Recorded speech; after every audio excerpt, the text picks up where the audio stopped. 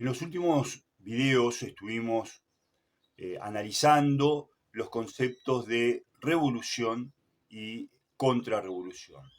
Estos dos conceptos que se inician de alguna forma antes de que exista la Tierra y el hombre son sempiternos. Y la revolución se va a proyectar a la humanidad a través del liberalismo, que va a representar a todas las revoluciones que se van a ir dando a través de la historia. La revolución protestante, la revolución francesa, comunista, el modernismo, todas van a tener algo de liberalismo, aspectos que también vimos entonces en el video anterior. Para poder contrarrestar esta situación, tenemos la contrarrevolución y en la tierra plasmada a través de la cristiandad. Y la cristiandad también va a tratar de restaurar ese orden a través de el gobierno de las enseñanzas de acuerdo al Evangelio. Ahora, lo que tenemos que tratar de entender es cómo se llega a una situación en la cual una idea generalizada y afirmada y consolidada en toda una sociedad va a cambiar, al punto tal de pasarse justamente a la revolución, a la vereda opuesta. ¿Cómo se puede dar esto? Obviamente que no es de un día para el otro, no es tampoco al mismo tiempo en todos los lugares. Y Plinio Olivera de Correa lo explica en su libro a través de lo que él llama las tendencias, en primer lugar. Mucho cuidado advertía sobre las tendencias. Daba un ejemplo, Plinio, sobre en su momento las mujeres usaban faldas que les llegaba hasta los pies las faldas. Esto va a cambiar y se va a empezar a adoptar una costumbre de que se recorten las faldas hasta los tobillos por una cuestión práctica. Surge así el tema para que las mujeres no se tropiecen en los tranvías. Esta cuestión, Plinio dice, debería soportar esa situación y tomarse un momento más, pero no acortar la falda, porque eso va a llevar con el tiempo a que las mujeres se presenten prácticamente desnudas. Todos acusaban a Plinio de tremendista, de ultramontano, de fundamentalista, como siempre. La cosa es que a los 20, 30 años, la sociedad que vemos está tal cual como la había explicado Plinio que iba a suceder. Con lo cual, esas pequeñas tendencias que se empezaron a generar, a gestar, son las que van a ir cambiando todo un modo de pensar. Tal vez la forma por ahí de poder explicar cómo de una sociedad cristiana teocéntrica pasamos a una sociedad descristianizada, atea, totalmente atea. Y el concepto de ventana de Overton lo podríamos aplicar para ir entendiendo un poco este proceso. La llamada ventana de Overton consiste en una secuencia concreta de acciones con el fin de obtener un resultado deseado. Se va a comenzar desde una fase en que una idea determinada es completamente ajena a la moral y a las costumbres. Y luego de un tiempo, luego de un proceso y de fases, va a terminar convirtiéndose en una realidad aceptada por la mayoría y hasta por la misma ley. Esto se logra cuando no están claros los principios en esta sociedad, cuando los valores por los cuales hay que defender hasta las últimas consecuencias no están del todo presentes. Y como resultado de esto, se va a aplicar una técnica que permite cambiar justamente la actitud de esta sociedad hacia otros conceptos e ideas considerados en un principio totalmente inaceptables. Entonces, de esta forma vamos a poder entender y ver el proceso que se va a ir dando desde una sociedad cristianizada hasta una sociedad totalmente descristianizada como la que vivimos en la actualidad. Bien, veamos cómo logra la revolución hacer que muten las ideas a través de los tiempos. A través del análisis de la ventana de Overton vamos a ver que en su primera etapa es de lo impensable a lo radical. En la cristiandad, la idea de un mundo sin Dios era impensable. Se encontraba en el nivel más bajo de aceptación en la ventana de posibilidades de Overton, ya que la sociedad lo considera como una situación totalmente irracional, como un tabú. Para poder cambiar esa percepción, se trasladaron la cuestión a la esfera científica y a planteos filosóficos para que estos, que normalmente no tienen temas prohibidos para estudiar, lo planteen y lo analicen. Por lo tanto, las personalidades reconocidas en los ambientes burgueses y con el apoyo económico de estos proponen teorías que no cuestionan directamente la existencia de Dios, pero da pie para plantear ciertas dudas. La Iglesia durante la cristiandad siempre apoyó los avances científicos, justamente con la intención y la finalidad de poder ver cómo Dios llevó a construir el mundo y al hombre. Pero la finalidad última que van a tener estas investigaciones es tratar de desplazar a Dios en esa construcción. Copérnico o Galileo, exponentes en este caso del siglo XV, eran apoyados por la Iglesia en sus trabajos, pero fueron usados por grupos radicales de burgueses para obtener declaraciones autorizadas sobre las que luego se van a añadir conclusiones que llevan a tener dudas sobre la existencia de Dios. Entonces el tema de inaceptable empieza a ser discutido. En la segunda etapa se va de lo radical, de la posición de estos pequeños grupos radicales, a lo aceptable. Es en esta etapa en donde hay que seguir citando a los científicos, personajes influyentes de la alta sociedad, que apoyan estas posturas de que Dios no existe, y los que se niegan a considerar estos temas como serios y necesarios para debatir van a ser tomados por intolerantes. Es el humanismo de Erasmo, por ejemplo, en el siglo XVI. Al condenar la intolerancia también es necesario crear un eufemismo. Entonces, así el que era antes un hereje o un impío, ahora va a ser un ateo. Lo suavizan. Paralelamente se genera una referencia histórica importante para que pueda ser utilizada como prueba de que el ateísmo era normal e importante en personajes del pasado. Así hablan, por ejemplo, de que los filósofos griegos creían en el poder de la naturaleza como la creadora de todo. Entonces, en esta etapa, el tema queda aceptado. Pasamos a la tercera etapa, de lo aceptable a lo sensato. ¿Cómo logran ahora que su posición sea sensata?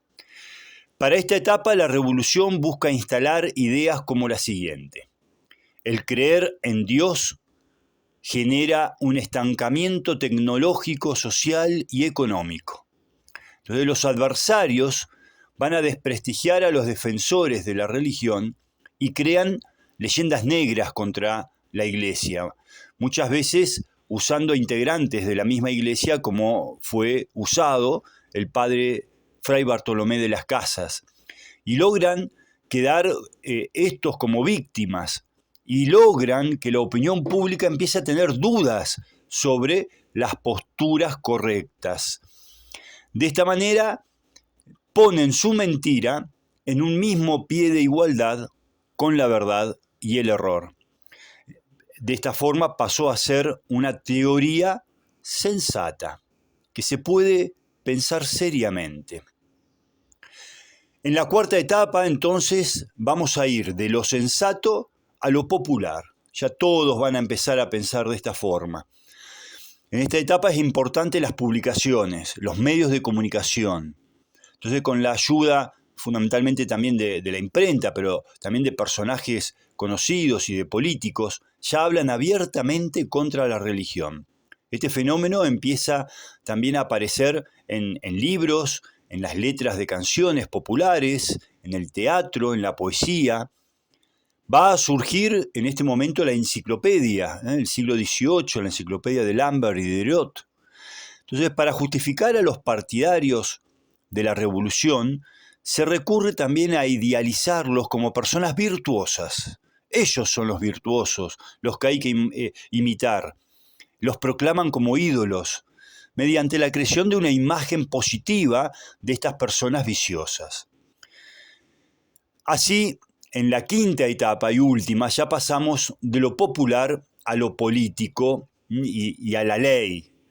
Esta categoría supone ya empezar a preparar entonces leyes como los derechos del hombre que fueron proclamados en la Revolución Francesa de 1789.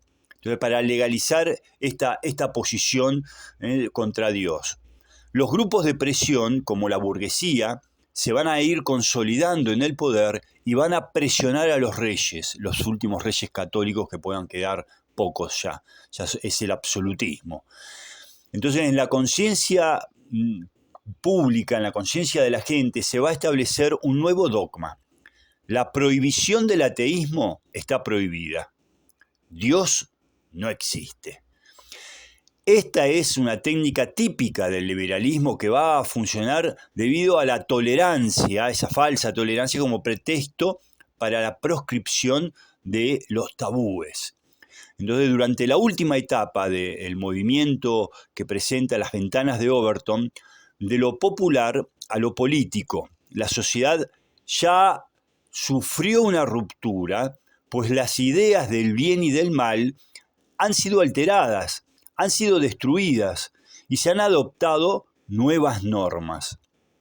Es así que podemos entender entonces como el aborto, la pedofilia, la eutanasia, todos temas que antes eran tabú, han pasado, van pasando por este procedimiento, se encuentran inmersos en él y en cualquier momento terminarán siendo aprobados mediante una ley. Cuando en las escuelas se estudia historia, generalmente se utilizan líneas de tiempo. En estas líneas de tiempo se analizan hechos puntuales cronológicamente. El estudio tan positivista de la historia moderna no permite poder verla en su verdadera dimensión y en su realidad.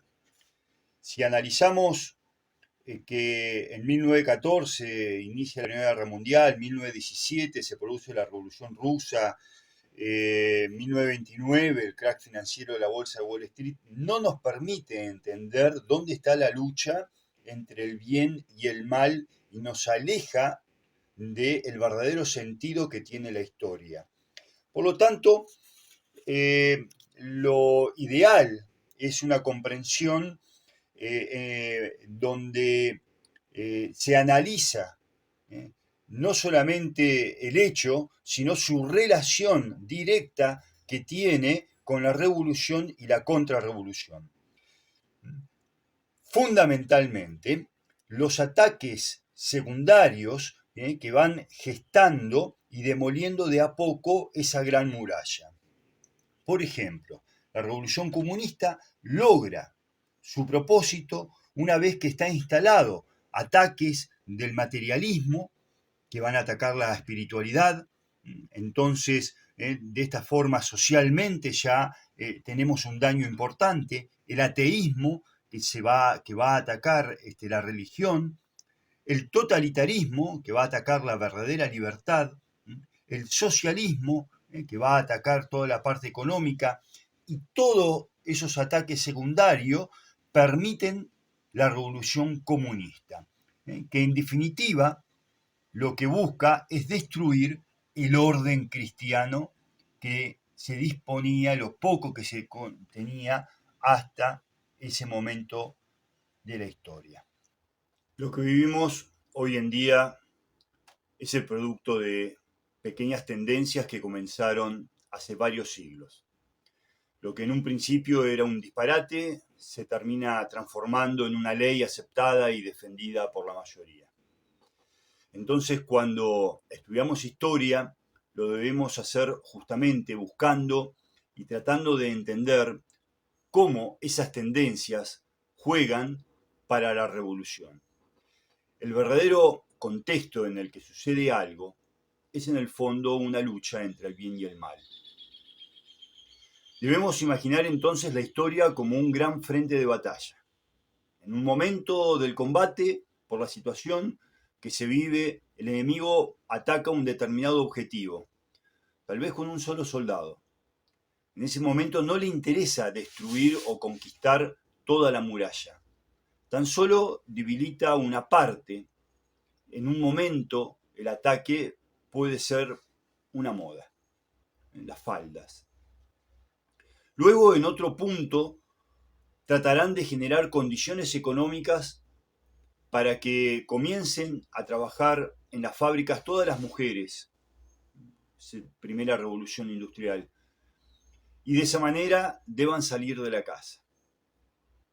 También buscarán generar una división con su marido y surgirán, por ejemplo, las ideas del patriarcado o ideas en contra del matrimonio. Finalmente vemos que el conjunto de todos esos pequeños ataques tenían como objetivo destruir la mujer católica tal cual es, pilar de la familia. En perspectiva más amplia, veremos que hay otros ataques, otros puntos de la muralla en donde recibimos el ataque enemigo. Ideología de género, divorcio, la adopción de niños por parte de homosexuales. Entonces, lo que se busca es destruir un sector más amplio de la muralla, un objetivo más grande, la familia. La destrucción de la familia, de este objetivo, contribuye a destruir entonces a la sociedad. La célula básica de una sociedad es justamente la familia. Y destruida la sociedad, cae la nación, la patria, ya sin una identidad. Este conjunto de objetivos vitales le dan sentido a uno todavía más grande, la tradición. Porque sin la familia, sin esa sociedad católica y sin la patria, se rompen los vínculos con el pasado, donde teníamos las respuestas y las formas de solucionar los distintos problemas en el orden político, social, económico, de educación. La tradición justamente va a transmitir, va a conservar la forma en que nuestros padres vivieron. Sin la tradición, el modernismo termina de cumplir su misión. Ahora, ¿cómo enfrentar este ataque? Primero, debemos entender cómo es esta guerra. ¿En qué momentos estamos de esta guerra? Y luego, entender, discernir cuál es nuestro lugar en el combate. Para ello, primero debemos estar fuerte espiritualmente nosotros. Luego debemos responder y ayudar a los que nos rodean de manera cercana, la familia, los camaradas. Y luego a todos los que en nuestro rol tenemos por responsabilidad, en el trabajo y en la sociedad. No nos va a juzgar Dios por las victorias que tengamos. Nos va a juzgar por las heridas que recibamos en este combate.